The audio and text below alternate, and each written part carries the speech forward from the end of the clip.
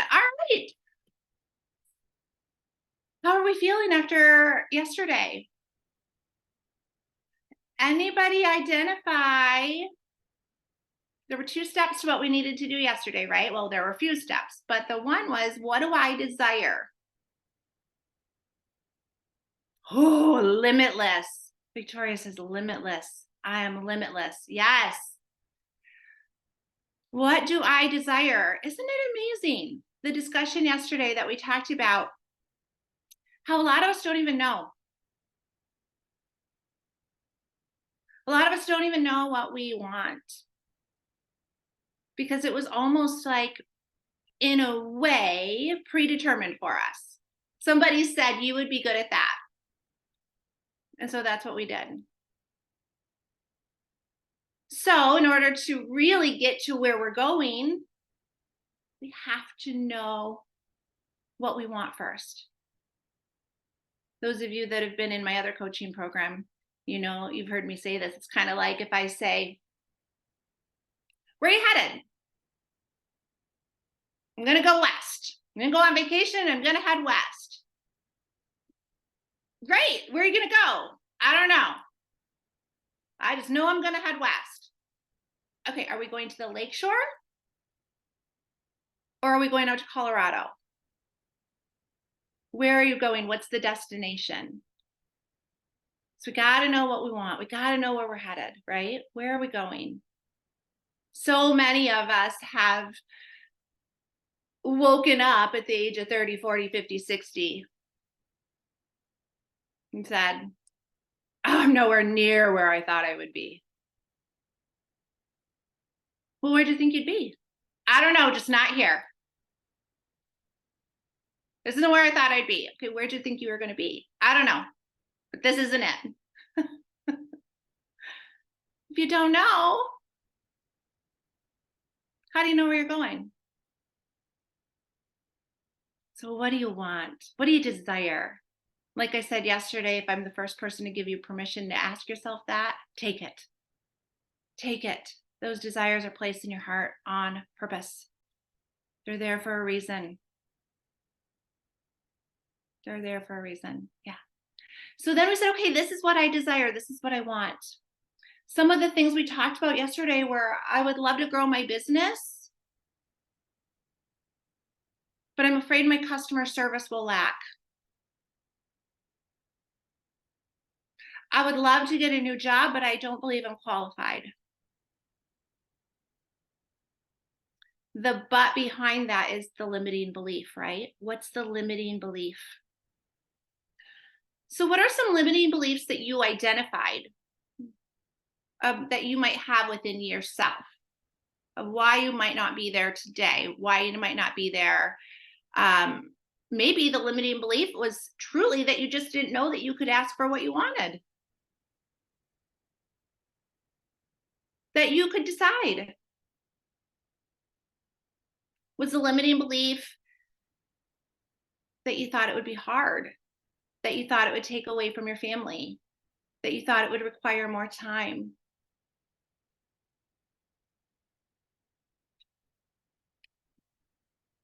A lot of us have felt what our society has given as outside pressures. I'm going to generalize here, but men, you may have felt the pressure of providing. If I choose what I desire, I will have a hard time providing for my family. Again, gender, societal pressures, I understand that this is very generalized. Women, body image.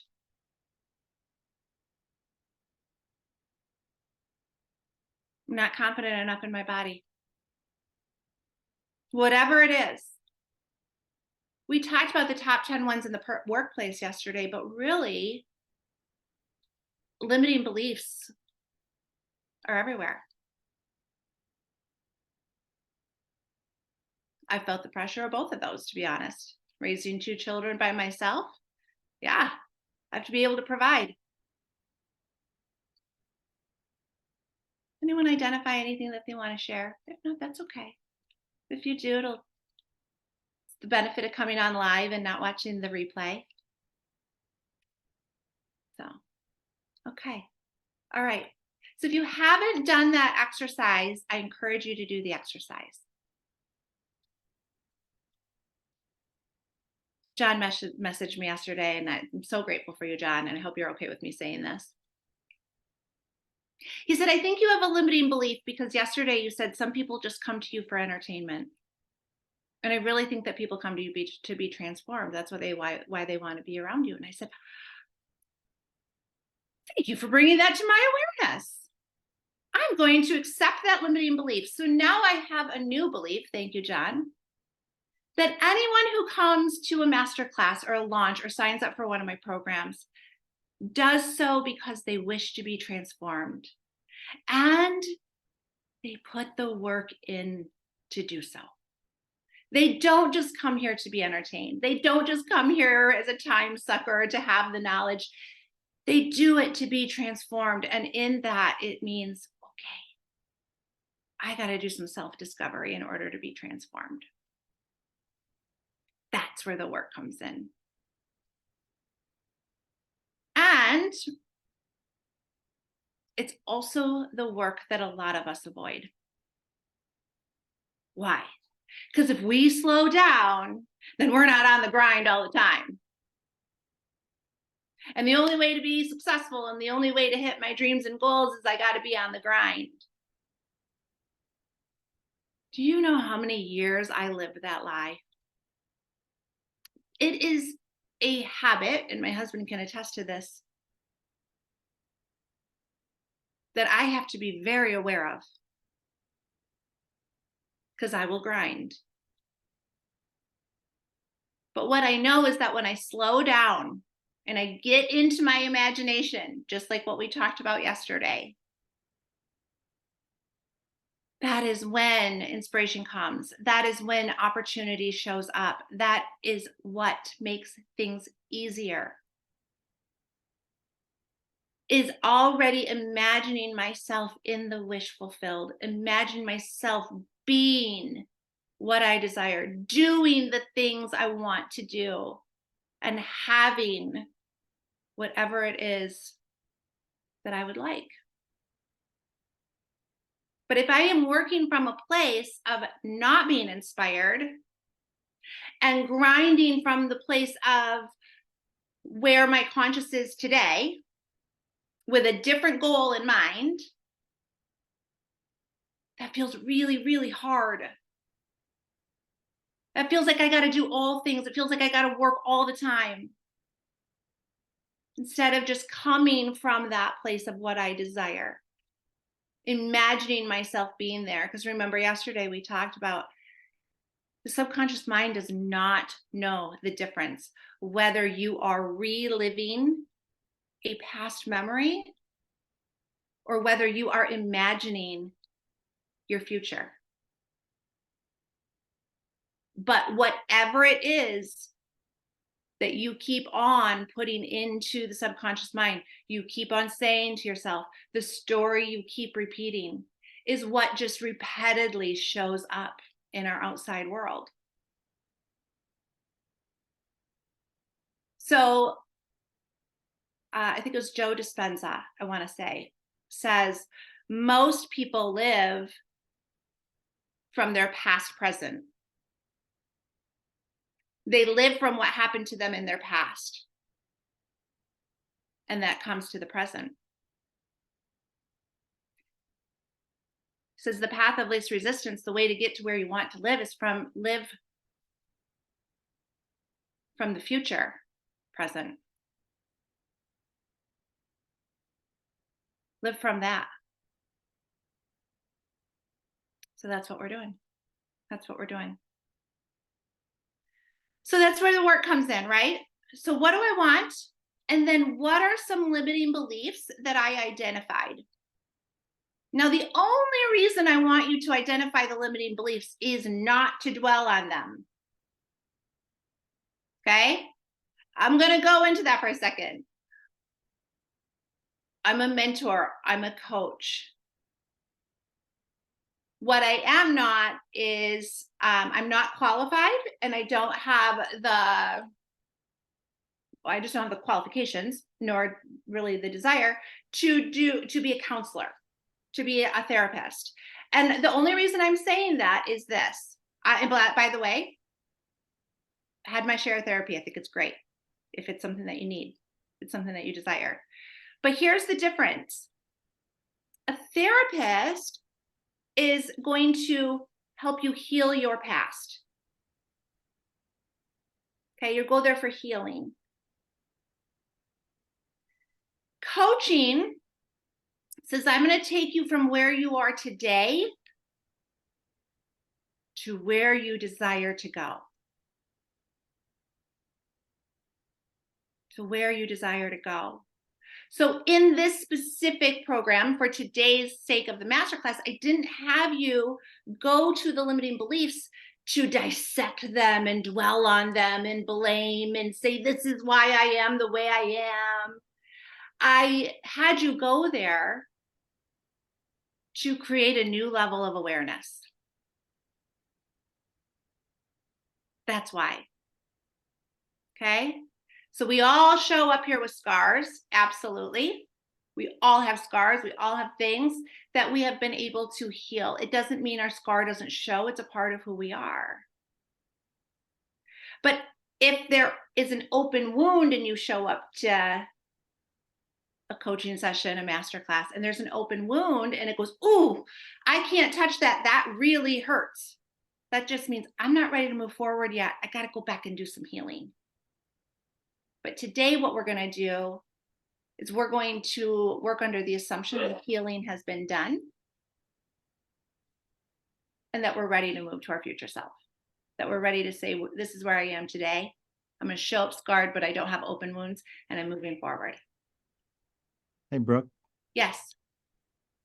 So I don't want to take too much time, but the limiting belief thing, I think it's a blind spot with me. So to be able to throw out what do I want or desires to the group, I just, if I can, get them out there and then work backwards on the blind spots, because I don't think I have limits, but I also am not getting everything done. Ooh, so okay. What's happening? I love that. Do you want to start with the goal or what you're desiring? Yeah, and I'll try and keep it brief, but it's easy ones are my family and my health because of the year we had. Loving marriage, of course. Respected career. Those are kind of easy ones that, not easy, the ones that I come to mind. But then I moved to helping others achieve goals, such as my 17-year-old son and my team members. I want them to succeed like I feel like I have over the years. And I don't necessarily know how to get them there, but I know I will. I'm in a place of complacency. I believe I'm comfortable, and that's very scary when you're trying to grow. You know, I have everything I need. And Okay. First of all, congratulations. I am so grateful for your vulnerability here, because I really want to say I feel you and I've been there. And I'm going to ask you a question. Could a limiting belief be that other people's growth is your responsibility? 90%, yeah. Yeah. Yeah.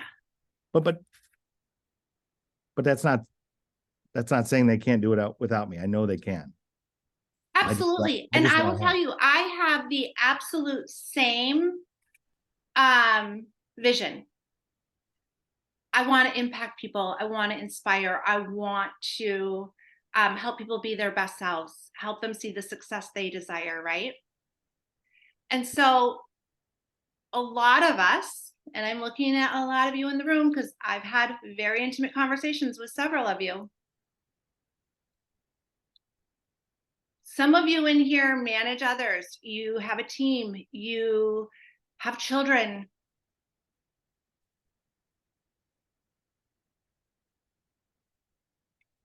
And we have a belief that that they are all of our responsibility. That it's our responsibility. This was something I had to learn myself too. And so, Jen, I'm so glad you brought that up, because I think a lot of people feel that way.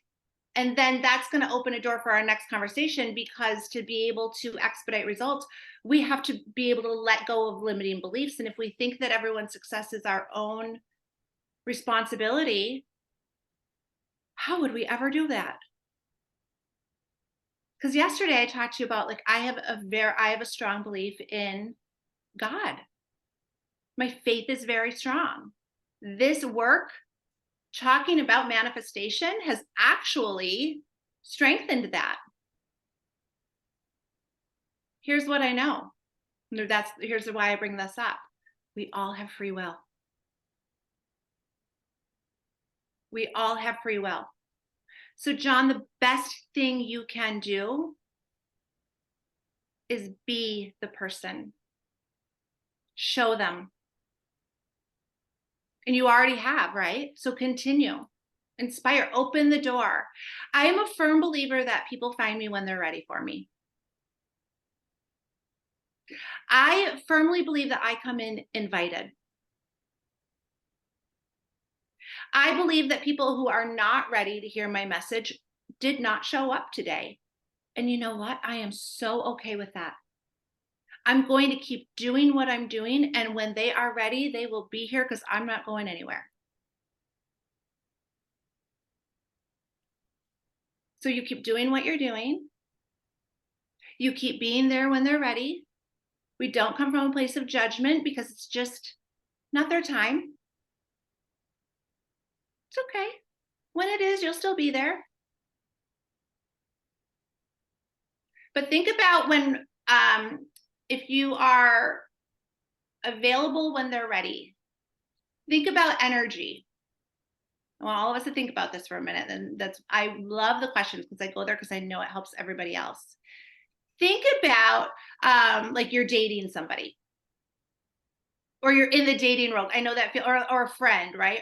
Or we're raising our kids. Like, just think about this as far as people go.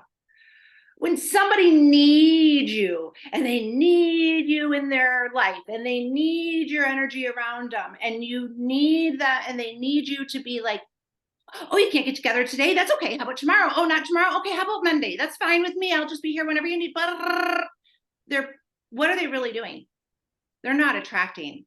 They're propelling, because they're coming from a place of need. I'm here when you need. I'm here when you want me. I'm not going anywhere. I'm going to be, and I'm going to have a belief that when you're ready, you'll find me. I also believe, John, that when you set the intention of, I am a highly impactful man,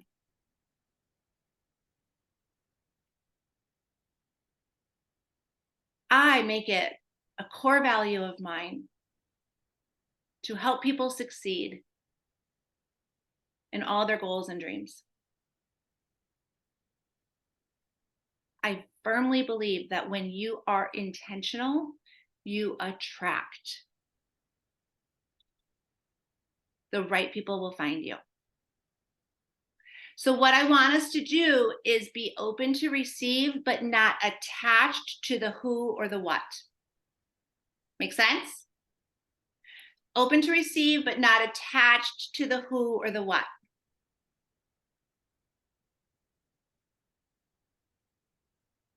Okay. Hopefully that was helpful. Thank you for asking that. I think I saw a lot of people writing down some things. So absolutely. Absolutely. I am not strong enough was my belief. Josh is dang, John, you got me with that one. They're lucky to have you. Someone's cutting onions. Y'all know, if you know me, I'm a little sappy. And then, we got Josh, and it's like tenfold. Yes. Yeah. John, they're lucky to have you. Absolutely, 100%. Andrea, what do you mean by I am not strong enough? Can you unmute yourself and tell us?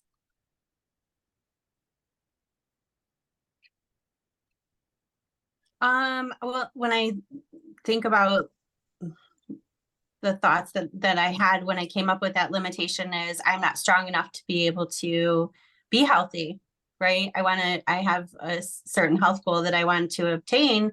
And my mindset has been in the past that I'm not strong enough to do the kickboxing classes, or I'm not strong enough to do the other things that I would like to be able to get to the point to do with confidence. But when I wrote that, it also made me think of mentally has been in the past. I'm not strong enough. I'm not strong enough to handle some things. I try to tell myself that all the time, but it doesn't always resonate. So it's a limiting belief. Interesting. I love that. I love that level of awareness. So what is the opposite of that? What's the opposite of, because is that true? Did you dissect that? Did you say, is this true? Who gave me that belief? Did it come from me? Did it come from someone else? Did it come from society? Was it something I grew up with? Right? So is it true? It is not true. It is not true. It is absolutely not true.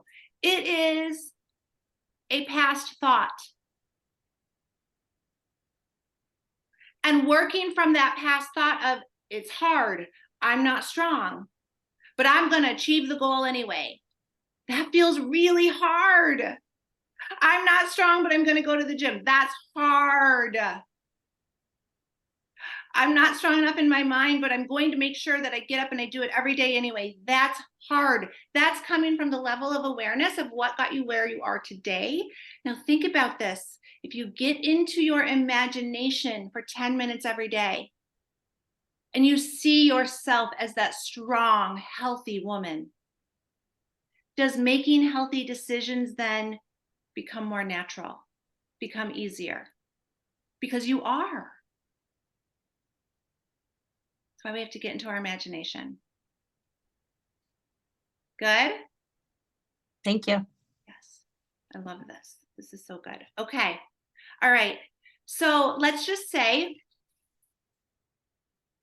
we've done the work, right? We've identified the limiting beliefs and we've wrote the new belief out. The opposite of the limiting belief. The limiting belief, okay? I am healthy. I am strong. I am impactful. I attract the right people to me all the time. I am patient, and when it is someone else's time, I am ready. Okay? So we write the opposite. Now, today, since we've done that, we've taken the first couple steps in actually creating our new identity or self-image. When I say that, I want to say we are not creating a new us. You are perfect. Just the way you are. The only thing flawed is the story you've been telling yourself. That's it. That's it. Laura says, I connect with John about being complacent since I'm retired. Society says you're done, but I am not done. So that is a limiting factor. The other is that I don't have the degrees to be most impactful.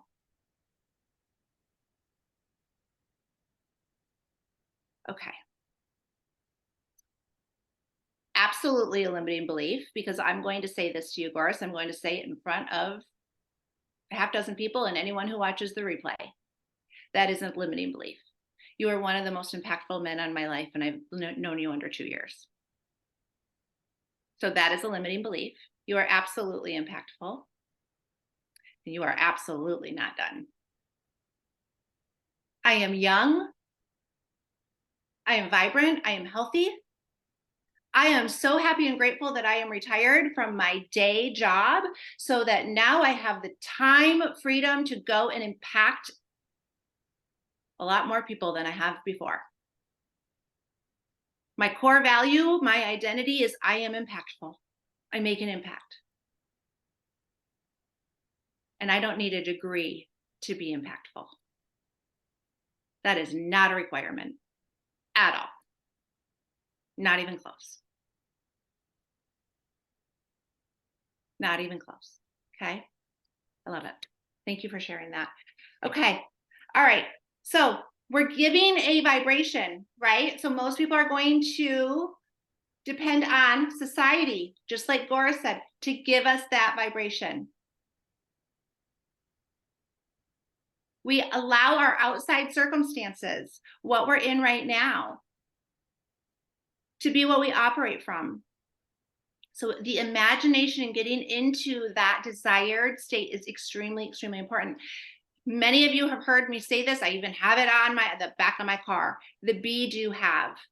So many of us say, well, when I have that, I will act like it. When I have the $1 million business or whatever it is, or a 6-figure business, or when I have a team of people that are impacted, then I'll say I'm impactful. No. We have to be that first. We have to be impactful first. We have to feel it. We have to think it. If it's money, feel it. If it's love, feel it.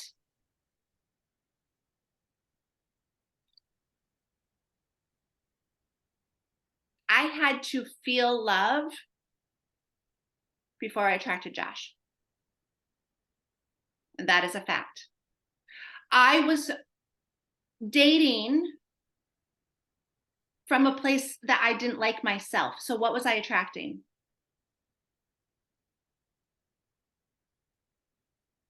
I had to be love within. I had to imagine myself feeling love, wrapped my arms in love before I could attract Josh, because if I had met Josh, I wouldn't have been ready for him. His love for me would have felt so foreign, so scary, so unfamiliar that I would have propelled that in a minute. I had to be it first. I had to feel it. I had to think it. I had to know it. We have to do that with everything. Being an impact, impactful. Before we came together today, I sat at my desk, I said a prayer, and I imagined myself making an impact. I felt it, I thought it. I said, I am impactful, I make a difference, the right people show up in my energy. I'm not waiting for you to show up to feel it. I can't, it's too late. Then it's hard. Then I'm chasing you and I'm saying, let me make an impact on you. Why weren't you in my masterclass? Right? No, you just got to be it first. Got to be it first. All right. So it's be first, feel it, think it, and then it does take action. But when we be it, think it, feel it first, the action steps we take are then inspired. And inspired action is so much different than hard, than the grind. It's so funny because now that I know this, I look at the books on my bookshelf and I go, oh my gosh, every book I picked up when I was building a business was completely in the mechanical, completely in the grit, completely in the do it, do it, do it, do it.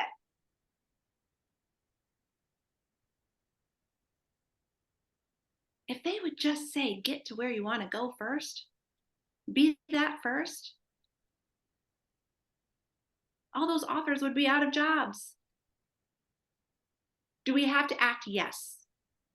But it does not have to be hard. And that's what we're going to go over today too. Okay. All right. So we've done the couple steps in self-awareness.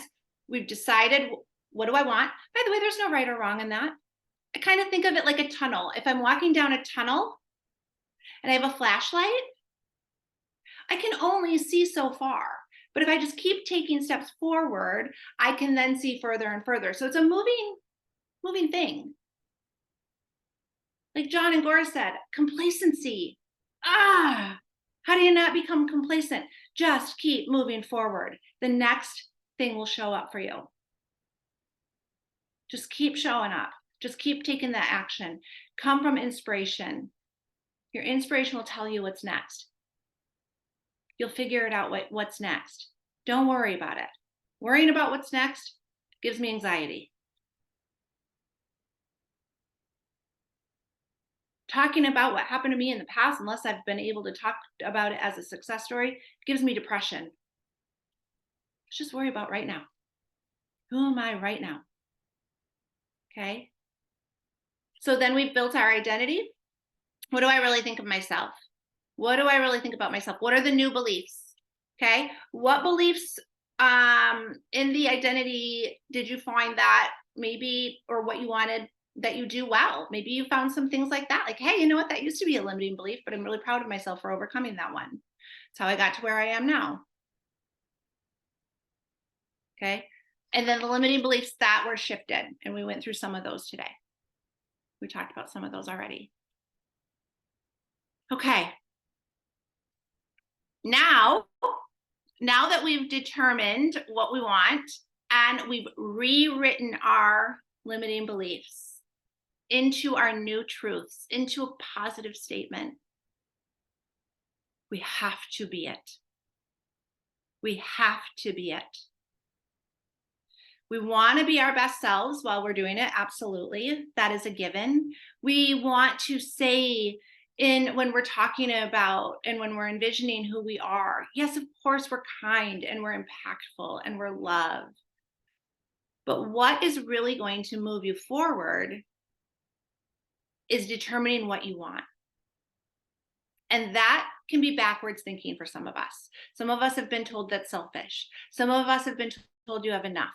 Some of us have been told, like I said yesterday, money doesn't grow on trees.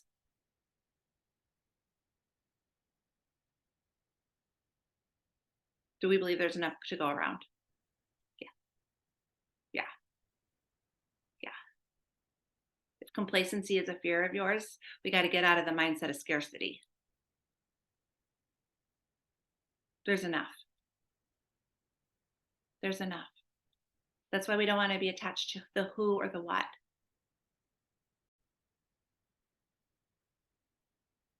Let God determine the when. You just do what you're able to. That's, by the way, that's why it's my study of manifestation has just brought my faith so much stronger. I've surrendered to the when. But it shows up. That's the magic. That's the faith. Okay. And I know that goes against a lot of also business coaches with like the SMART goals, right? I believe in specific, I believe in measurable. But realistic, no. Why do I have to be realistic? What realistic? Why? Like, I'll just get to my imagination and make it the reality. All right. So then we want to know the what though. Yes, we want to decide, who am I? Yes, I'm love. Yes, I'm impactful. Yes, I'm this. But what is it I want? Set that to be measurable.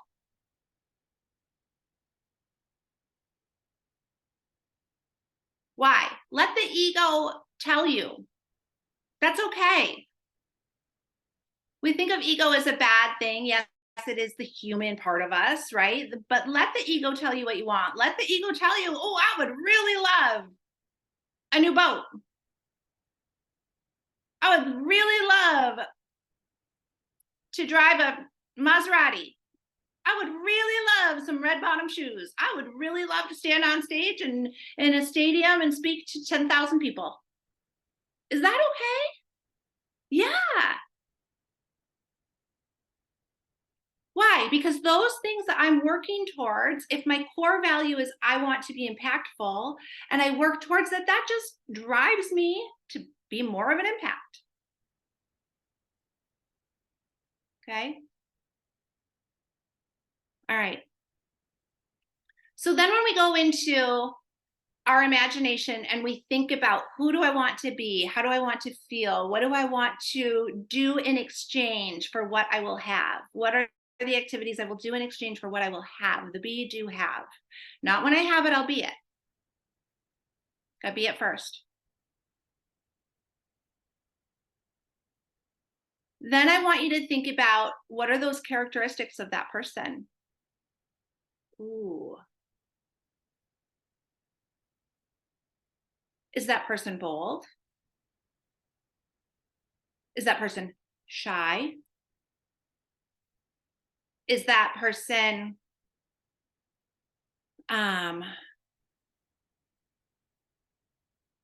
impactful? What does that person do? Right? As much as we want to say, like, just get into the feminine energy and imagine it. We do have to be. So we can get into our imagination and say, I am bold, I am impactful.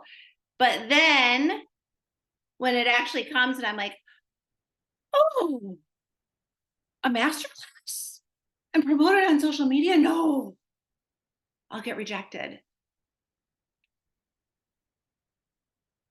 Then I'm not being, then I'm not acting. So we have to be it. Okay. So there's a lot of ways you can do it. A lot of, especially in like a lot of the mechanical books and stuff like that. And actually, by the way, I am not knocking on them because there's actually some great information and some habits that I've implemented. Okay. One of them, one way some will say is to write it down 100 times a day. Write down your goal 100 times a day. Ugh, no, not me. I don't have time for that. No way. Some will say, like, auto suggest, record yourself. I've just kind of discovered mirror work. That seems to be impactful for me. But I do think that, we just need to speak to it. We need to speak into it. We have to affirm it. We have to always think from that place. What if a limiting belief was the only way that I'm going to hit my goal is if I write it down 100 times every day? What do you mean by mirror work? Sitting in the mirror, looking at myself in the eyes from my spirit and speaking affirmations into myself. Really looking at myself, really seeing it. I was working with my son on mirror work, which I don't know what it is exactly, but I was writing things down as we talked of what he wanted to achieve. And then I said, let's write it on your mirror. And then his mom jumped in and said, don't do that. Don't do that. Why? So she was more on don't ruin the mirror type thing. Oh. So I was saying, well, maybe we'll type it out. Maybe we'll do. So I'm trying to, something he sees every day. And then I want to make sure that his goals aren't my goals. Yeah. That's what I was afraid of. So the other part of that too is his way might not be your way. Mirror work might not work for him. Right. Not that it wouldn't work. I'm a believer that whatever you believe will work is what will work. Mm-hmm. I avoided mirror work probably up until a few months ago. It was very strange for me. I was like, I am not sitting in a mirror and looking at myself. No, that is weird. But the more that I have gotten into my spirit, I realize that I am the observer of my mind. I am the observer of my thoughts. I am the observer of my body. I've also really been aware of the judgments I hold of myself. And so mirror work has helped me be able to look at myself as the observer and understand I'm not my body, I'm not my mind. I am the observer. And I am here to have an experience, and I get to determine that experience. But until I could get into that place, mirror work was it was difficult for me. Yeah, Josh. Okay. I didn't know if you're going to say that, and I didn't want to say. Yeah. Last week or whenever I wrote affirmations for Josh on sticky notes, and I put them up on his mirror in our bathroom. And you agree with them, Josh? I do. They've been awesome. I got 6 of them up there. They weren't things that I was gonna put up there, Right. but they're things that she knew I needed to see and hear every day. Yeah. So maybe one way to be impactful is to just tell someone else what you see in them. Yeah. So I'm hung up on something here. Being realistic can be a limiting factor. Am I hearing that right? I believe so. Okay. I believe why not be on why do for me, yes. So Because if we are setting realistic goals, we're setting from the place of where? Imagination. If they're realistic, where are we setting them from? Limiting belief. okay, but there's also reality, isn't there? Let me just share something with you. I once had it 2 years ago where a sales manager was under such pressure that he came to us and said, I need 6 new distributors in 2 months. In the meantime, the company had gone downhill so far that we were losing customers. That is unrealistic goal that person set for me. That's not my goal. That is why it's address that? unrealistic. That is why Because it's somebody 100%. else- Yes, Yeah. absolutely. Right. His goal, again, we all have free will. Mm-hmm. Yeah. That would be like me setting a goal for my children to have straight A's. That would be really hard. I would have to be in her dorm room every day. I would have to be in his apartment. I would have to drive down to East Lansing. No, free will. I wish I could have got my hands on that manager before he did that. That is a lot of pressure, and that is not your goal. I just don't love the idea of setting goals for other people. However, this is what I will say. That is also corporate America. And that is a reason why I am not in corporate America. I don't want someone else telling me what I have to do in order to keep my job. No, thank you. No, thank you. I'm not signing up for that. But a lot of us did. And a lot of, I would say, people in corporate America are unfulfilled. Why? Because they're not working on their own goals. They're working on someone else's goals. That is not inspirational to me. I believe I'll attract the people who are in line with my goals to help me build a bigger vision. Absolutely. But yeah, so something to think about. Free will. It was unrealistic because it wasn't your goal, Boris. That's why. But if it's your goal and you believe it and you can see it, why not? Why not you?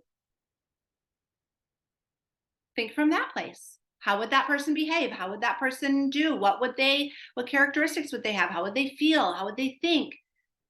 But you weren't inspired by that goal. So it was unrealistic. It felt hard. It didn't inspire you. It wasn't yours. It's different when it's yours. Which is why it's so beautiful that you're retired now, because now you can decide what that looks like, what you want to do. All right. Okay.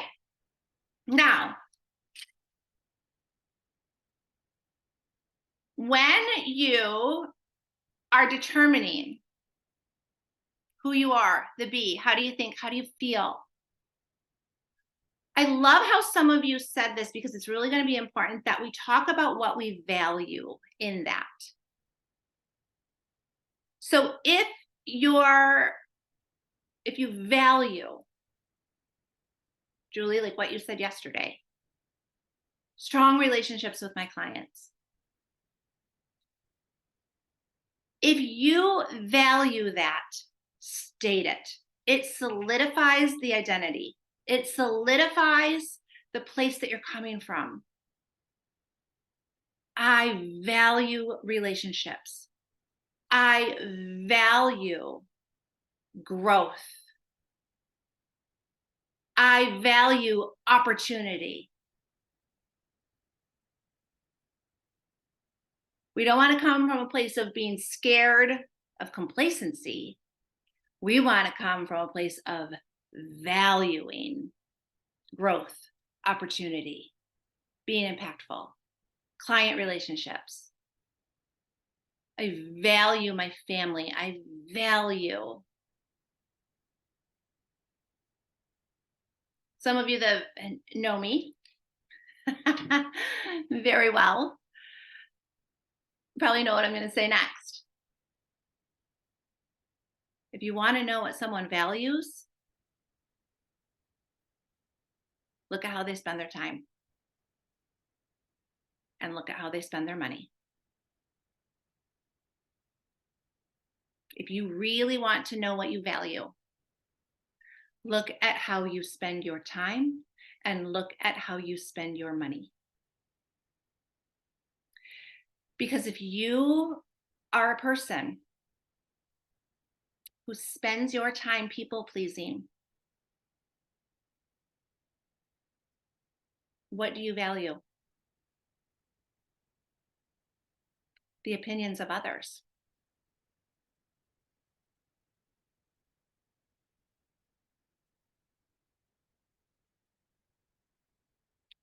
So look at what you value. Really determine, I value this. That solidifies the identity. So if you look at your time and it's not, oh gosh, man.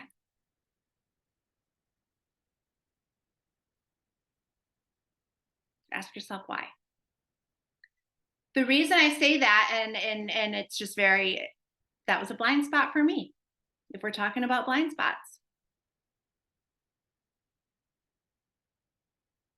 I valued the opinion of other people for way too long. It was a limiting belief of mine, and it held me back from really going after what I desired. I valued it. I didn't even realize I valued it until it was smack in my face, and I went, whoa, why am I not doing this? What is stopping me? Well, I had to do this for so-and-so. I had to answer this email. I had to go here. I had to do this. Why? Because I was worried that someone would be upset with me if I didn't. I valued other people's opinions over my own core values, what I know I'm here for.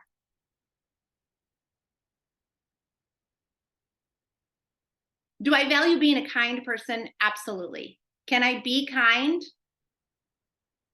and not be a people pleaser? Yes. Yes. Boundaries, healthy boundaries. When you're healthy, you're healthier for others. When you're healthy, you attract other healthy people. When you're in line with your core values, you attract other people who are also in line with their core values.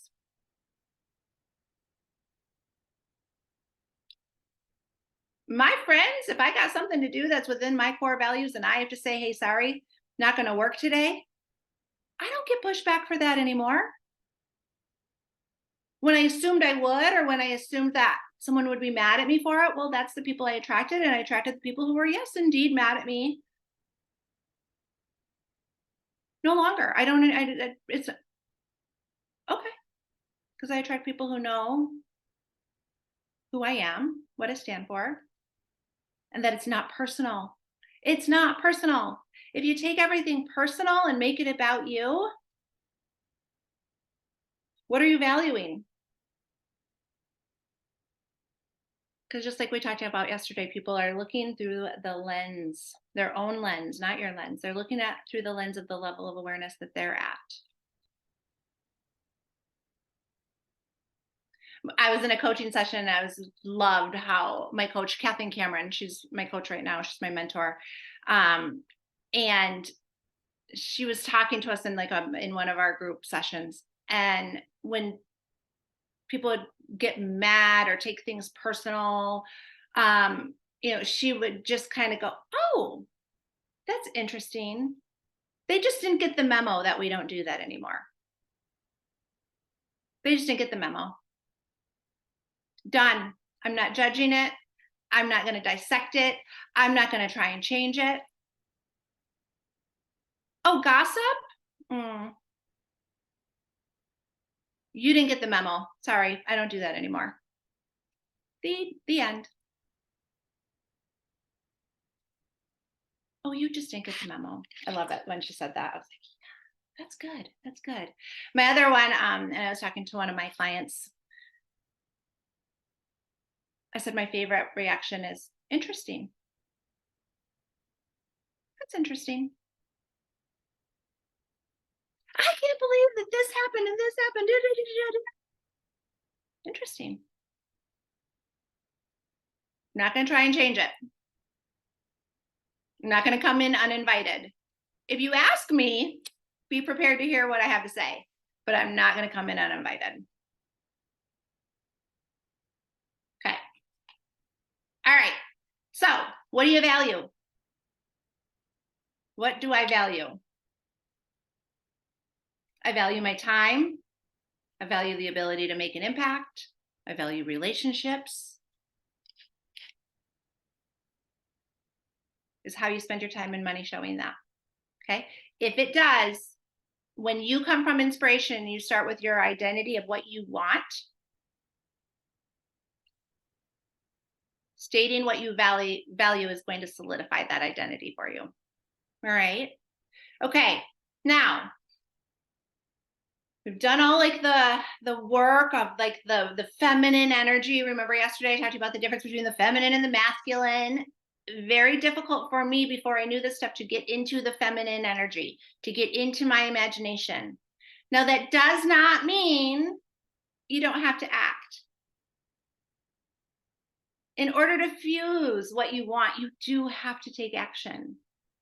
But when we get into our imagination first, every day for that 10 minutes of what we spoke about yesterday, you are fusing your action with your inspiration. You are being the person of the wish fulfilled already. Okay, come from inspiration. That is exactly why slowing down is what absolutely expedites your results. Absolutely. Okay, so most people will love to create the new identity, but then they stop when it comes time to act. Oh. My coach says, okay, if creating the new identity and being there forever feels daunting, she says, try it on for 24 hours. Oh, I love that. Just try it on. See how it feels. And then if you like how it feels in the next 24 hours, or you go to bed and you're like, oh, that was great. I tried it on.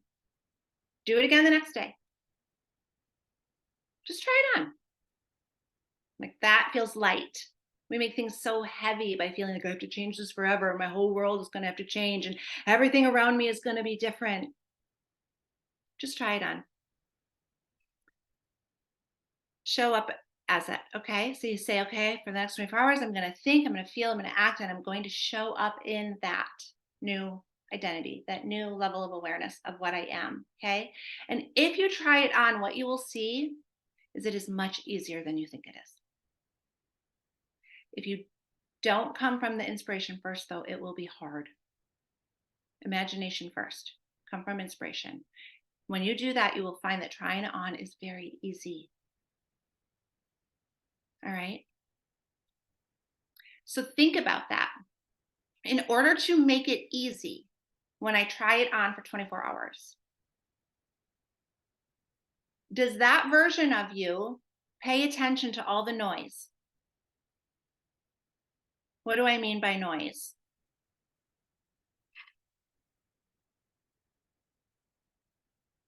Anything that's not focusing on what you value.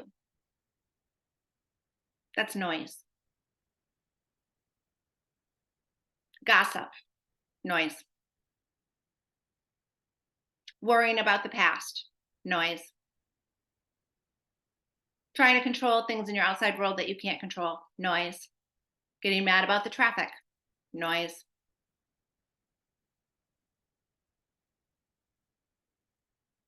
It's all noise. So what someone values shows us how they spend their time and their money. Okay. All right. So we're going to get to that place. We're going to try it on for 24 hours. Now, here's the beautiful thing. I do not want you to leave this masterclass and feel like it has to be hard, that having more sales is more work and it's hard, that making an impact on more people means it's hard, that finding a new job is hard.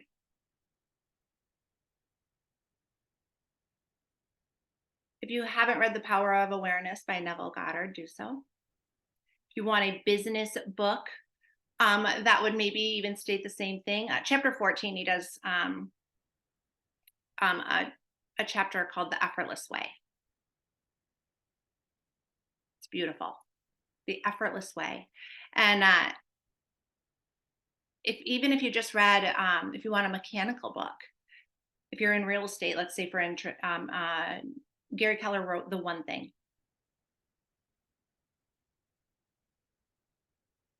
Right? The One Thing. There's so many books. Even right now, I'm currently reading, and it's an excellent book, 10X is Easier Than 2X. They all are pretty much saying the same thing. The effortless way of what Neville Goddard wrote. What is the one thing I can do that makes everything else easy or unnecessary? The theme is the same.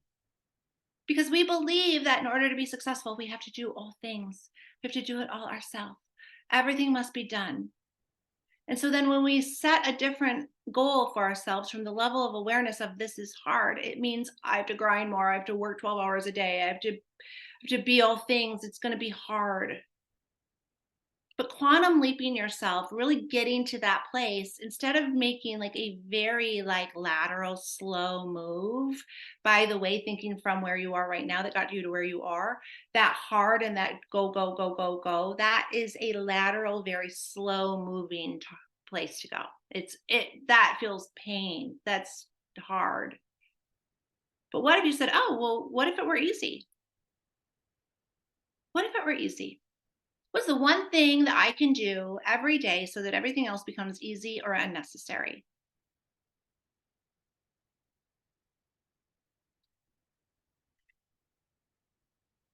So you might say, well, I really want it to be easy, Brooke.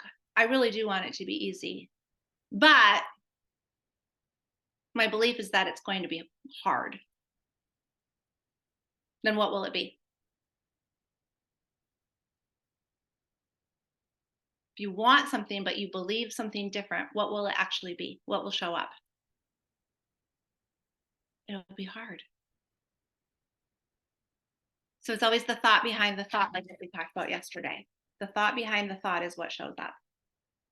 If you have a yeah, but behind what you desire, that's what shows up. I'd like a new job, but I don't believe I'm qualified.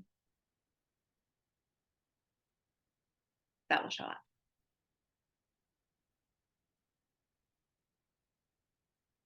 Okay. All right. So what we're going to do is we're going to talk about not making it hard. About being able to, I'm sorry, John, were you sending me something? Can you invite you, John, you add anyone that you would like to, go ahead. Yeah, send over, if any of you want to invite anybody, all is welcome, or I can get them the replay too, whatever you want to do there. Okay, so the law of least action. Make no mistake, there will be action. Make no mistake, there will be action.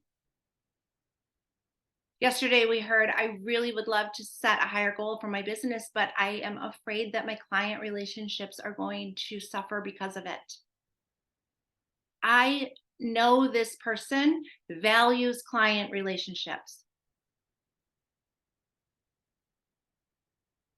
That is part of the new identity. I build a beautiful business and hit my sales goals by valuing client relationships. Yes. Well, what is the one thing that that person can do in order to make everything else easier and unnecessary?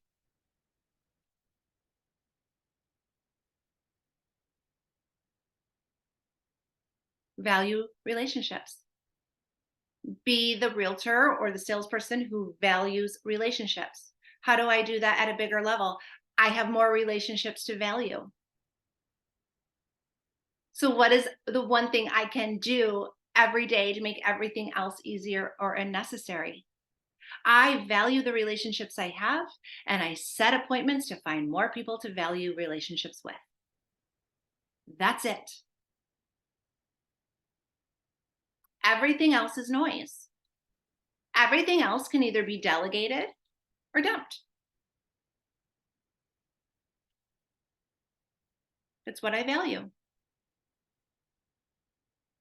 Yeah, but Brooke, if I do that,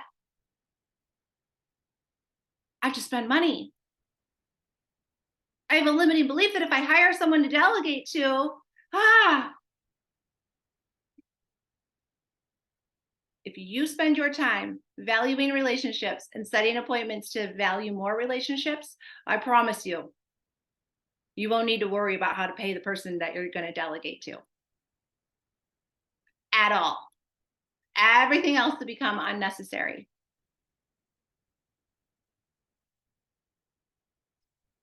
So how do you use the minimum amount of effort and the minimum amount of time? I talk about this in one of my coaching sessions, and I talk about staying in your zone of genius. I am such a believer of staying in your zone of genius. The zone of genius is, what do you love and what are you great at? What do I love doing and what am I really good at? What is my natural skill and ability that comes easy to me, almost feels unfair because I'm so good at it. And I love doing it. I love doing it. That's your zone of genius. Now think about this. I didn't care if one of you showed up today or if 100 of you showed up today.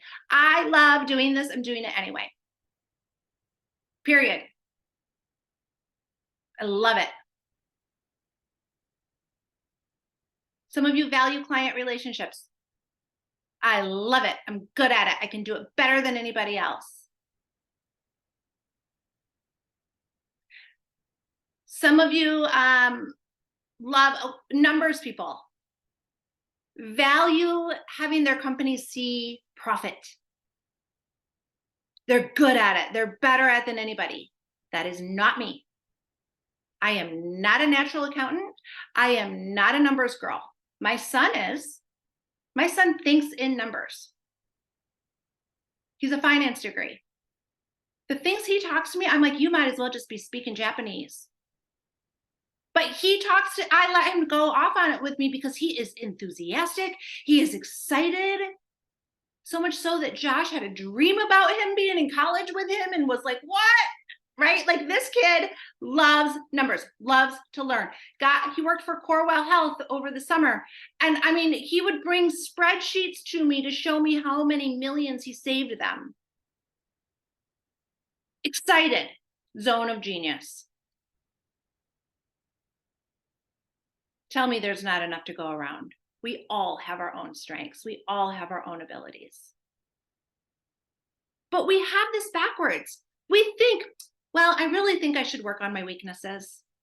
I'm really not good at numbers. I'm really not good at accounting. So I'm just going to have to study that harder so I can become really good at it. No. I'll do what I'm really good at so I can delegate my accounting. Stay in my zone of genius. That's how you quantum leap. That's how you 10x. For those of you who are in sales, for those of you who are in real estate, by the way, if you're a business owner, you're in sales. If you're the only person, like, you don't have any business if you're not selling anything. So if you're like, I'm not really a salesperson, but I'm a business owner, you're a salesperson right now. Okay, what's the zone of genius? What are you going through on the core values? Just like what we talked about yesterday. What is the one thing I can do so that everything else becomes easy and unnecessary? It is your unfair advantage. It is what you're good at. It is what makes things exciting and doesn't feel hard. If someone told me, yeah, Brooke, you're going to get into real estate, and you're going to set appointments, but then you're also going to have to be really good at all of the transaction stuff and bringing all of the contracts from contract to close and order the title, and you're going to have to go all through all that and everything like that. I'm like, that, because it's not in my zone of genius, takes me 10 times longer than someone who is a T crosser and I dotter and wants to do that. Why wouldn't I just go do what I'm good at, make more sales calls, go on more appointments, sell more real estate, and delegate that? It doesn't have to, we want to stay in our zone of genius. So there's a law of least action, and it almost goes against everything we believe. It's what is going to take me the minimum amount of energy, the minimum amount of effort, in the minimum amount of time to get me to the results that I desire.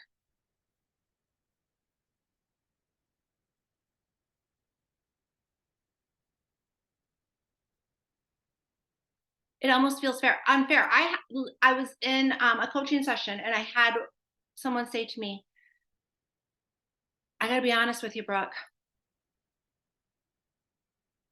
I maybe did 1/10 of what you coached me on, but I found one thing that I'm really good at. And I exceeded all my goals, made the top in my company. People are asking me what I did, and I feel bad about it. I feel guilty. I feel like it should have been a lot harder. I said, look at that limiting belief that you just brought out. I believe that if I have success, I have to feel bad about it. I believe that if it's easy, I should feel guilty. I believe that if I can't say to somebody, I earned this by working hard, by putting in the 12 hours a day, that I don't deserve it. What? Oh. If you're judged for that, you're being judged for that from people who are at a different level of awareness. Okay, interesting.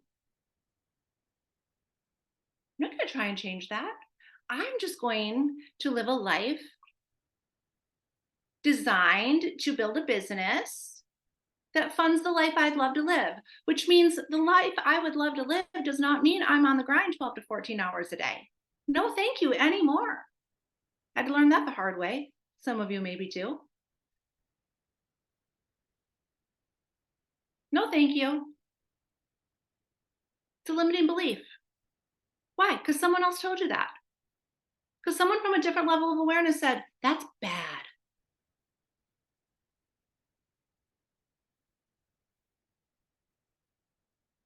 We got to stop believing those lies. Find your zone of genius.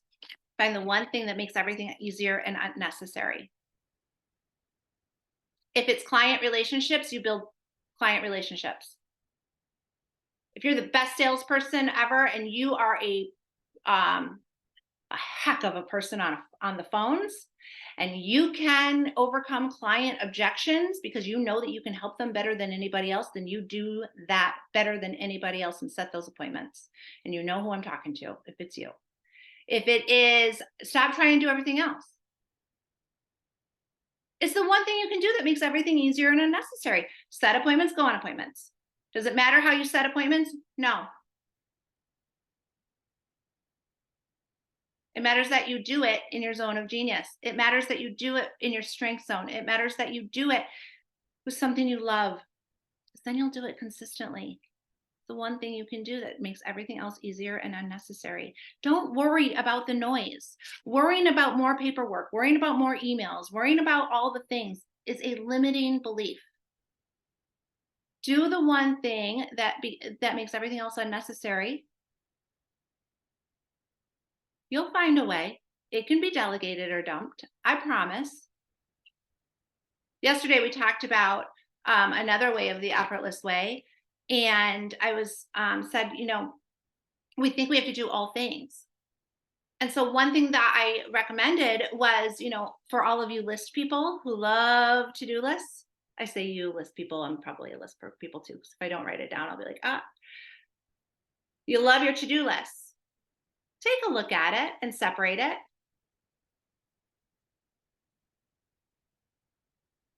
What do I value? What's my zone of genius? What's going to be the one thing that can move me forward fastest? What you're going to find is that's probably 20% or less that's on that list.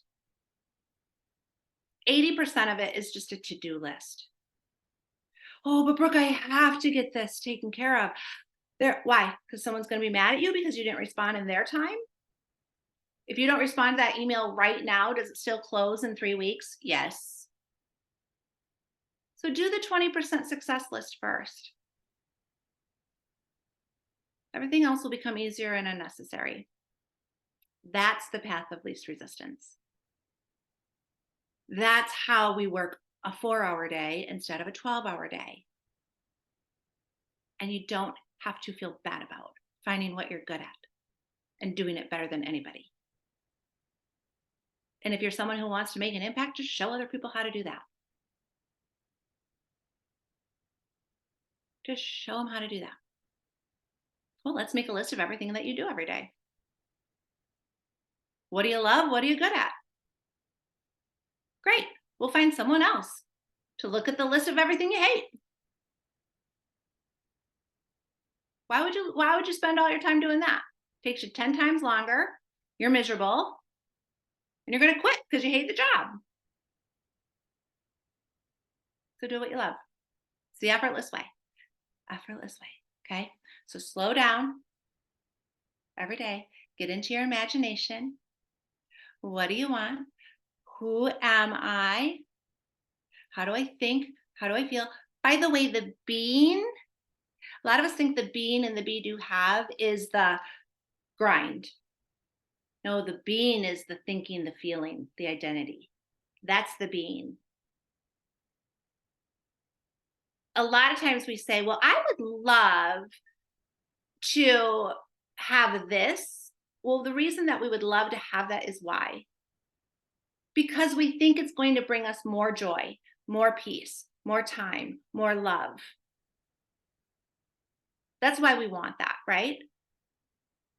The being is being that anyway. Being joy, being grateful, being successful, being the $25 million producer, whatever it is. What does that feel like? Being prosperous. We want more of that because we like how it feels, which means you know how it feels. So get into that feeling. Be that, be it, think it. That's the be. Then the do is, what do I value? What is the effortless way? What is the thing that I'm good at? That's the doing. That's the act. What am I going to do in exchange for to have what I desire? The have comes last. What am I going to do in exchange for that? First off, inspired action. What's my zone of genius? Where do I stay there? Okay. Then we get to have. A lot of us say, well, that seems like I'm faking it. How could I be a six-figure income earner before I actually have it. So no, I'll just wait to have the six figures because I can't be a six-figure income earner without the have. You can be in the feeling of it. You can be in the thought of it. You can be in the imagination of it. You can start from there. Another example is, I'll be nice to my spouse. I'll be nice. I'll be love when my marriage is happy, when I have the happy marriage. No, you have to be nice and be kind and act it in order to have it. And we all think so backwards. We all think I have to have it in order to be it. I'll be happy when I have this. How about be happy? I'll be love when it shows up and I have it. No. How about just be love? I'll be prosperous. I got news for you. You are prosperous. If you are on this call, on a computer, on Zoom, looking at me through a camera, you have a lot more than a lot of people. So use the law of relativity in your favor. You already are.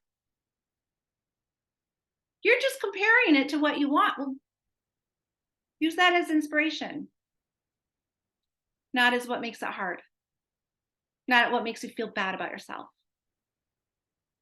Use what you want as your inspiration. Get into the feeling of that.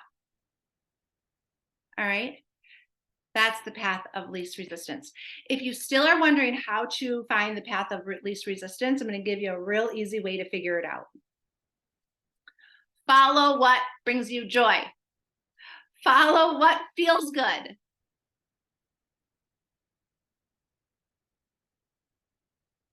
Follow what feels good. What makes you happy?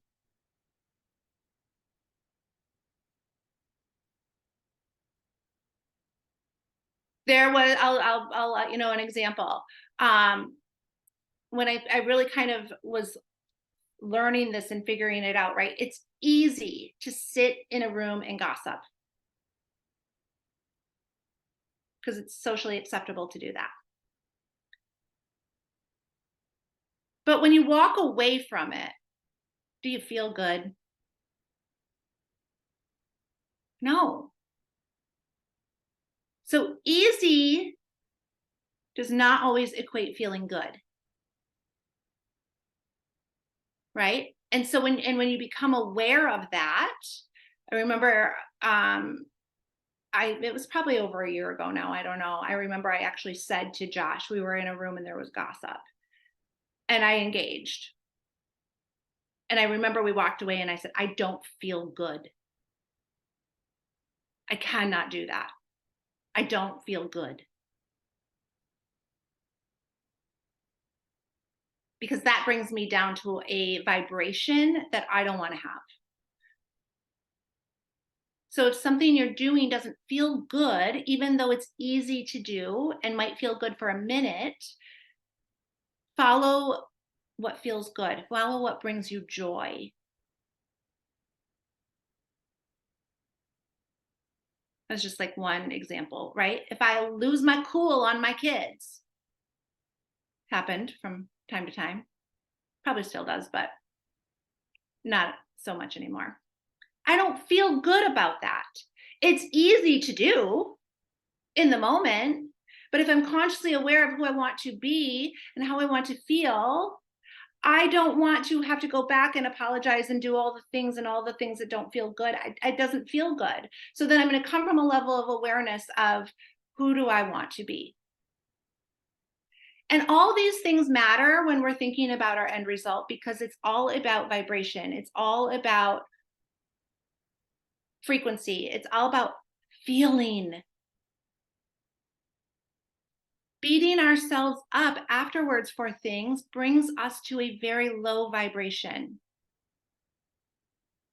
So it has to do with everything. It has to do with your whole being, how you build your business, how you make an impact on people. It would be very difficult for me to sit here talking about this with you if I was feeling guilt right now for having gossip. That would not work. You would be feeling it my words might be the same coming out of my mouth, but you would not feel me the way you feel me now. It would not have as much of an impact if my energy was right now of feeling bad. Does that make sense? So if you want to know the path of least resistance, do what feels good. In business, working numbers doesn't feel good to me. It's hard. By the way, I mean, I'm not illiterate in numbers, but you know what I mean. It's not my zone of genius. Being in my zone of genius feels good. That's inspirational. I like that. That's fun. I think I'm pretty good at it.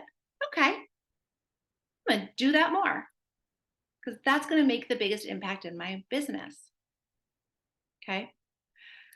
So living from circumstance, I have written down, you cannot live from circumstance and expect your consciousness to see your new idea of success.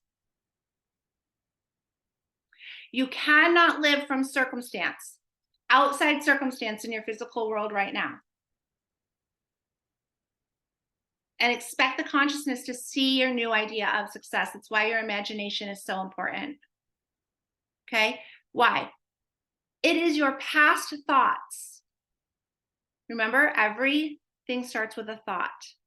It is your past thoughts that got you your experience right now. Everything that you're experiencing right now came from a thought of the past. So if we don't get into our imagination and feel it and think it, but we want it, we're working for it, what we see as far as opportunity, what we see as far as what we're aware of, is not going to come from the consciousness of what we want. It's going to come from the consciousness of where we are, and that feels hard. Do more. Work more. So come from the new version, the goal, the desire, and ask, how do I come from that place of what I would love? Okay, choose the experience that you'd love to have. Okay, because remember we talked yesterday about everything just is. And it's the belief that you put into it. It's the feeling that you put around what is that hardens that into fact. Hardens it into the fact. So I love one thing that I learned from one of the mentors in a brokerage that I was before. She said, the purpose of business is to fund the perfect life. The purpose of business is to fund the perfect life. What if we just got into the feeling of the perfect life and then ran our business with that purpose, with those core values? What do I want my life to look like? The purpose of business is to fund the perfect life. Okay. The other thing to think about is there's two states of feeling, two core states of feeling, and everything else is going to go around that. Okay. There is a belief, there is a both faith and fear are a belief in the unseen. Both faith and fear are a belief in the unseen. So when you are taking inspired action, you should be working from faith. Faith that everything is always working out for you. Faith that there's a higher power bringing you what you focus closer. Faith that says all your prayers are answered. You just got to know what you want. Faith that says whatever I ask for happens.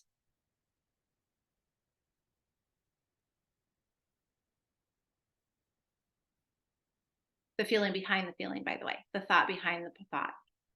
The thought that you give the most feeling to is what will happen, because we have free will. So be aware of it, okay? Both faith and fear are a belief in the unseen. Which one feels good? Which one feels inspired? Okay. Okay. Let's see here. Oh, good. Okay, it's 11:30. Okay. Does anyone have anything that they want to ask or anything that they want to share? Leave some time to go over that. I really appreciate the working from a zone of genius. I think that is new to me. And then that's like, wow, I hated certain things. I loved certain things. So why? And then I reflect and say, hey, this is what I was good at. And this is what I hated and I didn't like doing it. But yet, if I focused on my genius, what I loved, it's like, dang, yeah, that's what I loved. And I know what I didn't like. Right. So that is amazing to me, a zone of genius. Good. Pretty cool. Did you find that you had the best results when you were working in what you love doing? Absolutely. But sometimes the pressures are there to work from you're not doing. Okay. Yeah. Again, corporate America. Corporate America doesn't know what we know. If they do know, they probably would reject. That's an opinion. But there's staying in the zone of genius, like, whoa, that's good. Love it. Absolutely love it. Good. Thank you for sharing that. I love that too. It makes things a lot more fun, I'll tell you that. I And have your a question. results will be impacted. Yes, Andrea. Oh, sorry. Didn't mean to interrupt you. Oh, you're great. Go ahead. My question is also related to your zone of genius because this is a new concept for me too, and I love it. It is so enlightening. And we've talked in the past of your experiences and things come from your childhood and things that have happened before the age of 7. Do you think that your zone of genius comes from that point? Because I'm trying to figure. I mean, I've determined where I feel comfortable in my zone of genius, but where did it come from? Do you think like just life experiences? And I mean, like you said, I'm almost 50 now, so I'm in a different point of my life than I've ever been. But a lot of what I'm looking at, like what feels good to me in my zone of genius are things that I did in the very beginning of my career. Yeah. Did they change? Oh yeah, they've definitely changed throughout. I mean, I'm talking like right from like, just getting started in corporate America, but the things that I loved doing then, and I think my brain absorbed a lot more and I learned in a different level then too. So it's comfortable for me. Mm-hmm. Mm-hmm.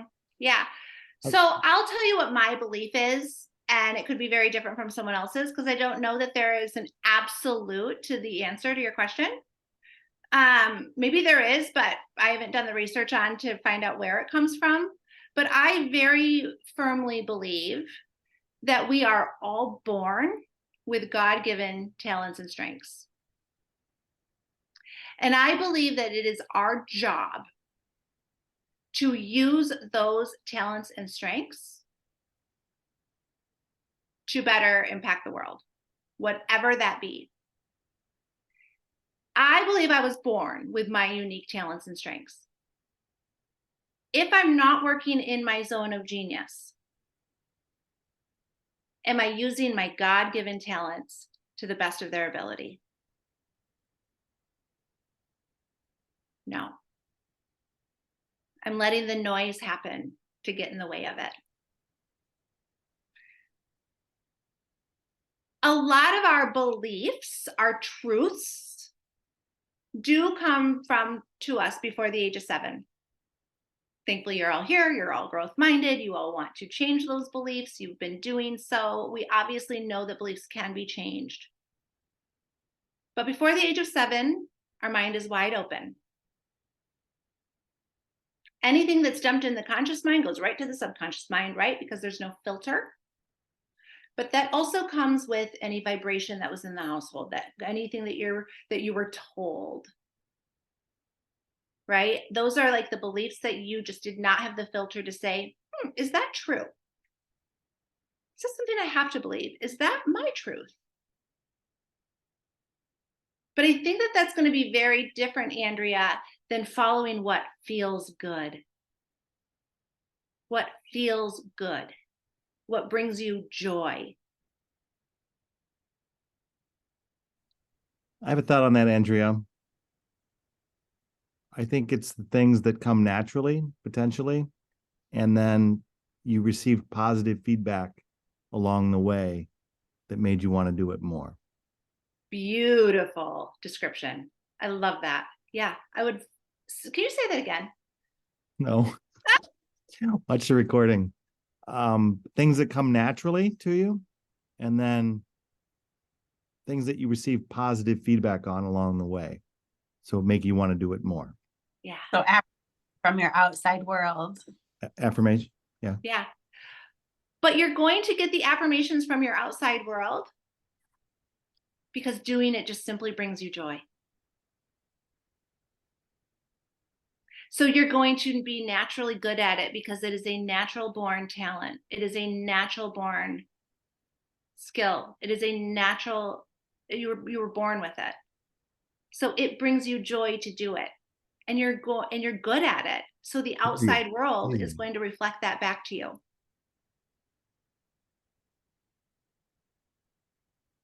So I don't know. My belief is that my skills and talents didn't come from my parents. Maybe a lot of what I believe did. A lot of how I feel did, based off like the natural feeling that I would default to without knowing better would be the feeling I had growing up in that house, right? I believe that those are things but I don't believe that my parents gave me my natural skills and ability. Someone else could think otherwise. I don't know that we'll ever know while we're here. I'm okay with not knowing that. I'm okay with not obsessing where it came from and just knowing what they are. And how do I know what they are? They bring me joy. And I'll just say that. They bring me results. The outside world has reflected it. Yeah. Good, Andrea. I love that question. That's a good question. So yeah. Anything else? Anyone else want to share anything? That's great.